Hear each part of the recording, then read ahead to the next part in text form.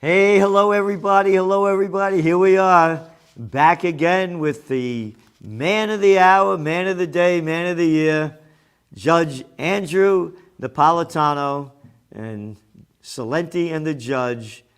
And a very important day today in talking about his latest article, When Our Secrets. And this is very important, and it's a real honor to have a talk and an understanding of what life is in America and what it's become, what it's about, and how our rights are being stolen from us, and the outright criminality of the actions that are being taken that are robbing us of those rights and others. And there's no man in the United States that knows the Constitution, that's a judge, that is really a man of action as well as words in talking about how we're losing these rights and the effects that it's going to have on us and has on us. And his latest article is When Are Secrets Not Secrets? And it's about when the murderous George W. Bush, he doesn't call him murderous, I do, because this is a guy, another daddy's boy, born on third base and thought he had a home run, that lied us into the Iraq War, saying that Saddam Hussein had weapons of mass destruction and ties to Al-Qaeda, and the media went along with it. We did an article in one of the Trends journals about how few people the media had on talking against the war and the lies that were being told. And major newspapers like the New York Times selling the lie that Saddam Hussein was getting them aluminum tubes and all this other crap, and that he had weapons of mass destruction and ties to Al-Qaeda, all of which proved false. But yet, the war went on for many years, people killed, the whole country destroyed, and not a word that the president lied us into this war, no Nuremberg Trials, and his other war, the Afghan war, anybody that said anything or didn't look right, boy, you were in trouble, or else they'd even send you to Guantanamo. And this is an article about how last week President George Bush's torture regime, this is a quote from the article, reared its head in unusual argument before the Supreme Court. Judge, please tell us about that argument before the Supreme Court. Gerald, it's a pleasure to be on with you. Before the cameras came on, when I kiddingly said, what are we going to talk about? You said, well, we're going to talk about how you might end up in Guantanamo Bay. And I said, yes, and the government will claim that they have secret evidence that they can't reveal because it's a state secret. So this concept of state secrets, when the government has information that it says justifies confining someone, or in this case, torturing someone, and it can't reveal what that information is. That issue is four square before the Supreme Court of the United States.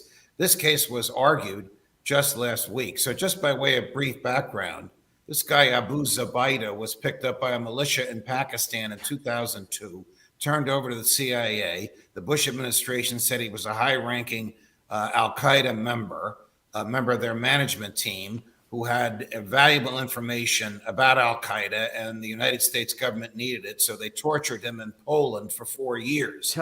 At the end of the brutal torture, the CIA said to the Department of Justice, this guy's not an Al-Qaeda, he's been telling us the truth, and we have no evidence of anything against him. And they told the same thing to Senate investigators. They still shipped him to Guantanamo Bay. So he's been in Guantanamo Bay since 2006, when Justice Gorsuch on the Supreme Court last week said to the federal prosecutor, how can you keep somebody confined like this since 2006 for 17 years without any evidence of wrongdoing? The response was, it's a state secret. So the whole concept of what is a state secret is before the court. When the torture was over, his lawyers filed a criminal complaint against the CIA, its American psychologists, and the Polish intelligence agents who actually did the torture before the European Commission on Human Rights, and they found that the torture did take place, and they referred it to Polish prosecutors. Polish prosecutors subpoenaed the evidence of the torture from the Justice Department. The Justice Department said it's a state secret. Back to the Supreme Court, Justice Gorsuch. What do you mean it's a state secret? These two psychologists wrote a book about it, and they described what they did and who this guy was in the book. How can something be a state secret? The prosecutor. When we're fighting a war, our ability to keep secrets is enhanced. Justice Kavanaugh. Oh, what war are we fighting? The prosecutor. We're fighting a war in Afghanistan. The whole courtroom breaks out in laughter. Are you the only person in the world who thinks we're still fighting a war in Afghanistan? This is why I called it a very unusual oral argument, in which the government's arguments were irrational, nonsensical, and based upon a governmental urge to hide its wrongdoing, its embarrassment, its lawless behavior. There's a statute against torture that George W. Bush signed into law, and his administration still did it. And now the Biden administration, well, it's the collective attitude of those in the Justice Department that the government can do no wrong, is still trying to defend it and still trying to keep it secret. Why is this important to the people watching us now? Because of the humorous one-liner that you and I articulated before the cameras came on. If they can do it to him, they can do it to anybody. If this state secrets nonsense, which is a fraud, can be used by the government, if the government can say we have a secret and we can't reveal it, and judges will just accept that without looking at the secret and deciding whether or not it will adversely affect, its revelation will adversely affect national security, then we don't have due process in this country. Well, we don't. And again, you were going back in this article about how this all began in October 6, 1948. A government plane was leaving Robbins Air Force Base. The plane crashed. The crew was killed.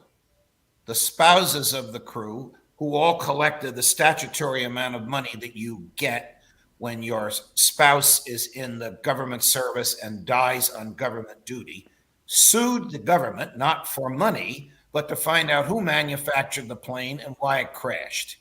The government said, we can't tell you, it's a state secret. The case went all the way to the Supreme Court. In 1953, the Supreme Court upheld the government's argument. In those years between 1948 and 1953, federal prosecutors told at least a dozen federal judges that the information about this plane was a state secret. In 2001, we're now 50 years, 49 years after the crash. In 2001, reporters filed Freedom of Information Act requests to find out what the state secrets were involving this plane crash in 1948, which was the beginning, the genesis of the state secrets doctrine in American law. And a federal judge ordered the government to reveal the secrets. And what they revealed was there were no secrets. There were no secrets. The whole argument that the Supreme Court bought, hook, line, and sinker, was a fraud. And all the dozens of times that the government has used this argument in the past 68 years, and it always wins when it uses the argument because the judges are too timid to pierce the argument and say, show me the secret in secret, and I'll decide if it's a secret. They didn't do that. The government just bought this fraud.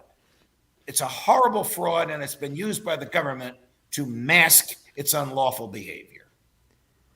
It's across the board. I mean, Yes. We have no freedom. I mean, going back to this, what you were talking about here, that this clown who said we're at war. War was never declared. Right. Right? War in Well, that Afghanistan war- was never declared. I mean, the war that he's talking about is one of the two wars that George Bush lied us into. And when the Congress did enact the authorization for use of military force, commonly known by its initials, AUMF, it enacted two. One to invade Afghanistan to find the perpetrators of 9/11, and the other to invade Iraq because Saddam Hussein tried to kill my daddy, something Bush reluctantly once, in an unguarded moment, admitted to. But both of these wars were based on lies. Whatever the legal authority for those wars were, whatever lies were told to Congress, they are over. They're no longer being fought. We know that. Right, but I'm saying, though, they weren't wars per se. They were not wars declared by Congress. The last time Congress declared war was December 8th, 1941. And if we're talking about, trials and judges, and number one, what are we doing in Guantanamo? Isn't that a place down there in Cuba? What are we doing with why is America down there? That's not our land. We don't own that. We leased a military base from the government of Cuba in the Teddy Roosevelt administration, and then announced we would never leave. Yeah. And Bush. Could you imagine another country doing that to America? Right. And how about Cuba having made a deal with Teddy Roosevelt, and they had a prison in Miami? Correct. It would be comparable. You're right. It would start a war. How about the Chinese leased some land from Texas and decided they were never going to leave? So we never left, and that's why Bush and his Attorney General Alberto Gonzales decided, send these prisoners to Guantanamo Bay. The Constitution doesn't apply, the laws don't apply, and the federal judges can't regulate you. Justice Sandra Day O'Connor wrote a terrific opinion saying, forget about it. Wherever the government goes, the Constitution goes with it, and it must comply with the Constitution. That's what started a lot of these litigations about why people are there. That's why we went from 700 prisoners down to 36, and there hasn't been a single trial down there yet because of state secrets. I mean, this is a catch-22. We arrest you because you're bad, but we can't prosecute you because we can't tell a court how we got evidence about you or what the evidence is, but we know you're bad, so we can't let you go. Joe Stalin would rejoice at such a circular logic if he could have used it. And this is the new America. Yes. And you make a point here that the government undermines the Constitution when it lies and when it tortures.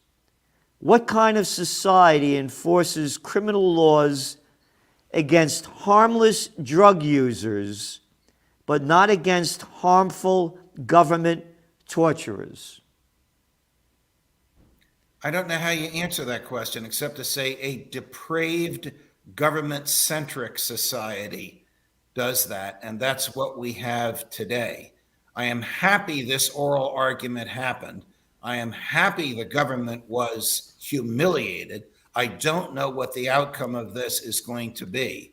But for those of us who follow these things for a living, I have a moral duty to reveal this to the American public through this podcast and through other outlets available to me, because the American public has the right to know what the government does in its name. It lies, it tortures, it wages illegal wars, and it tries to keep it all secret. And as you point out here, it's prosecution to the fullest for we the little people. But these murderers, they do whatever they want. It's not only, the whole, again, as I say, it's a crime syndicate. Yes. Now, I have to tell you this. These psychologists and these CIA agents and the Polish intelligence agents are defendants in a criminal prosecution in Poland. I suspect, I do not know this to be true, I suspect President Bush pardoned the psychologists and the CIA agents, so they would never have written this book about this stuff. Yeah. He could not pardon the Polish intelligence agents for violating the Polish laws against torture, and those guys will probably be prosecuted and exposed in Poland. Yeah, that's so they get pardoned. The president pardoned me. You could do anything you want. The president pardoned me. Right. That's the attitude that Bush furthered in the CIA. Do whatever you have to, and I'll pardon you. We don't even know how many pardons he issued because the pardons are, no surprise, a state secret. Again, as you say, it's prosecution to the fullest for we the little people, and a slap on the wrist for the major criminals. And again, you could go through. Look at the banking bandits over there. A thing like J.P. Morgan Chase. They rigged the precious metals market. Not a conspiracy theory. Convicted of fraud. If you or I did something like that, boy, oh boy, but a slap on the wrist, a little fine. Oh, what did that Jamie Dimon, the head of the Bankster Group, make last year in a salary? Oh, only $31.7 million. Wow. I think Chase's profits last year were $1 billion. Profit. Yeah.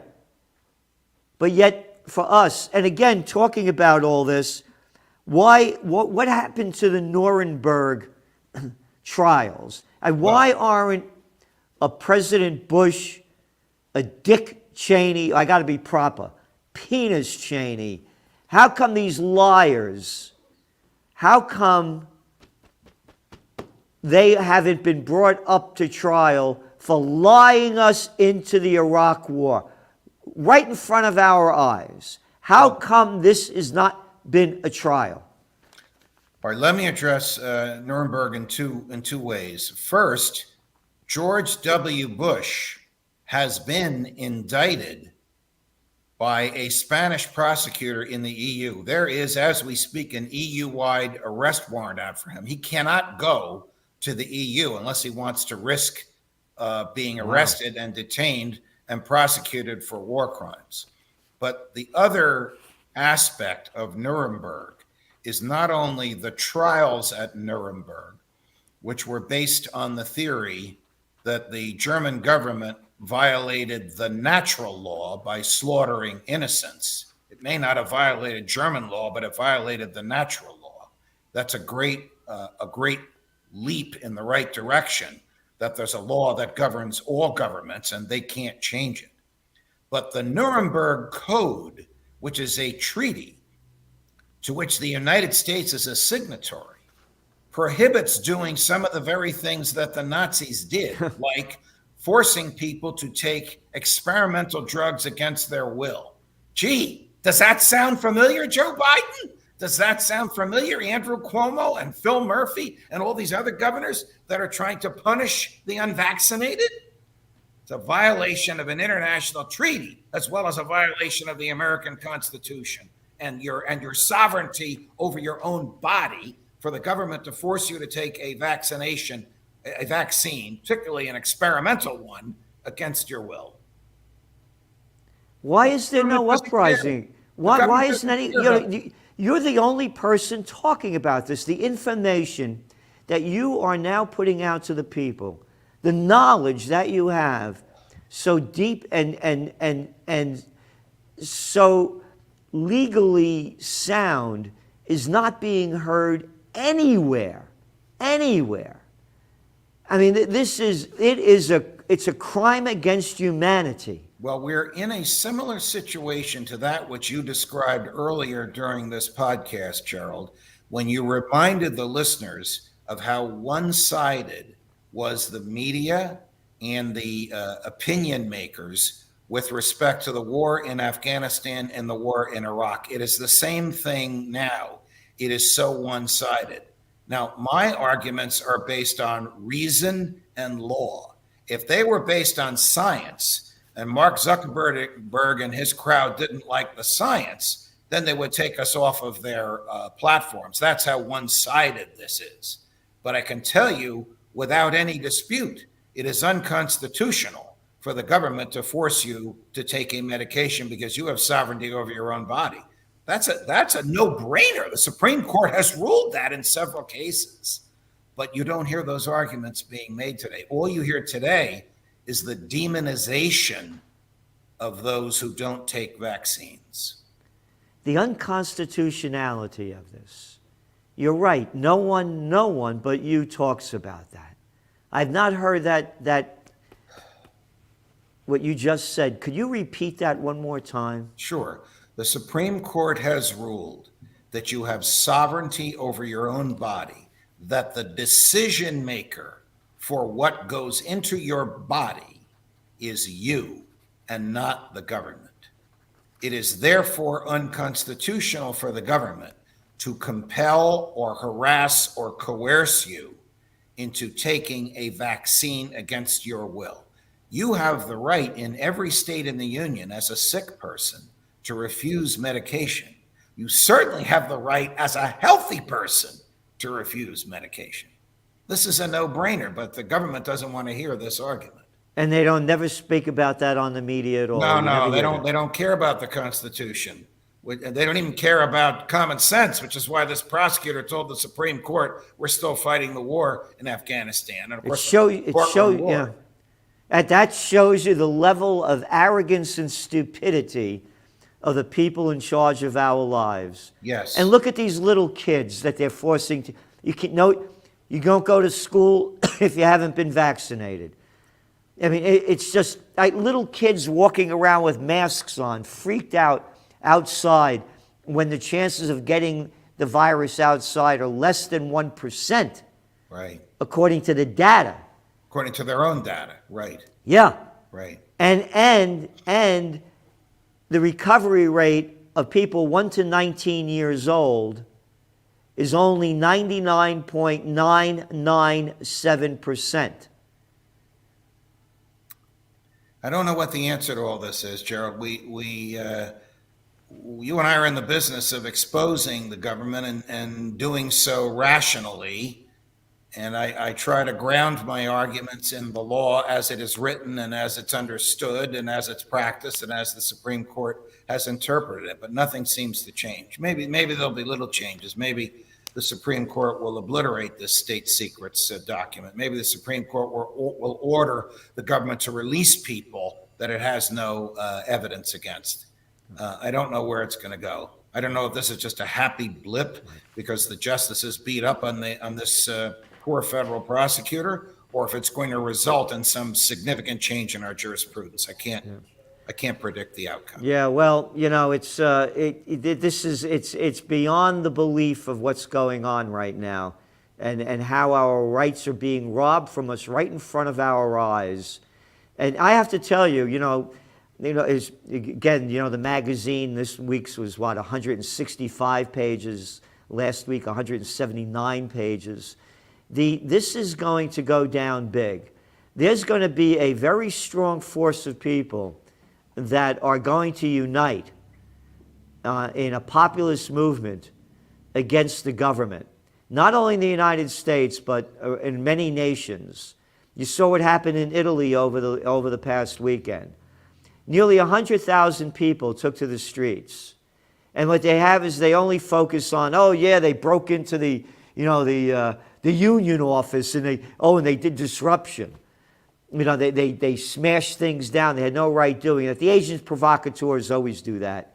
Right. But the point that I'm making is there is a sizable segment of society that is uniting against the draconian laws, the rights that have been stolen from us. And I believe there's going to be a very strong populist movement.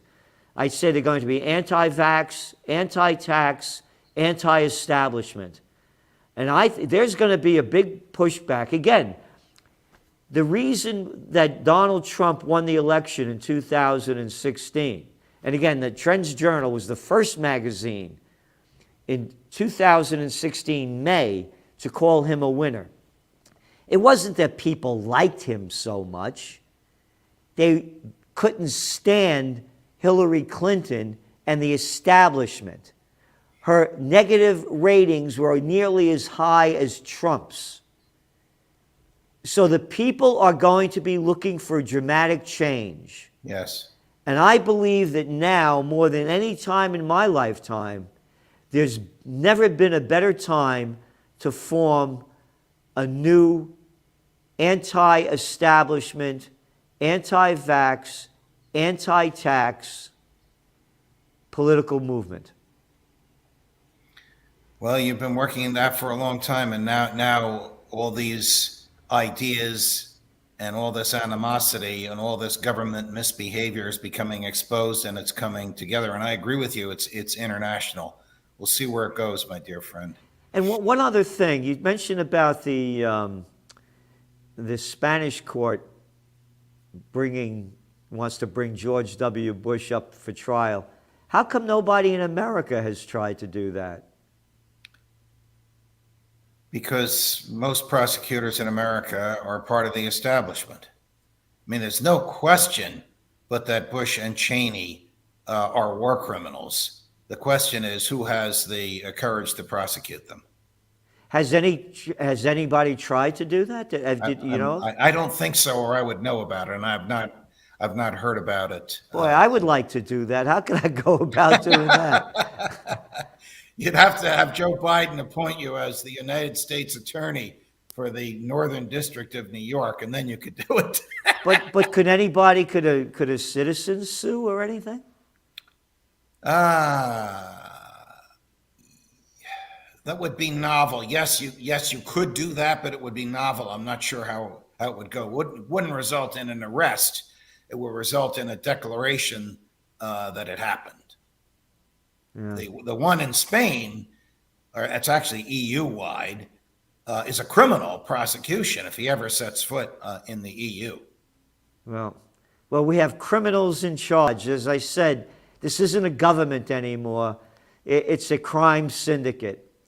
And it's run by the banksters, the drug dealers, the military-industrial complex, and big tech. And Judge Napolitano, thank you so much for being on with me today. Pleasure, Charlie. Celente and the judge. The information that you give is so precious, it's so valuable, and it's really the heart of America that you speak from your heart that so few know about. And a person of your knowledge and your background and your work in your life is so cherished by so many. So thank you so much for being on with us today. Until next week, my friend. Thank you.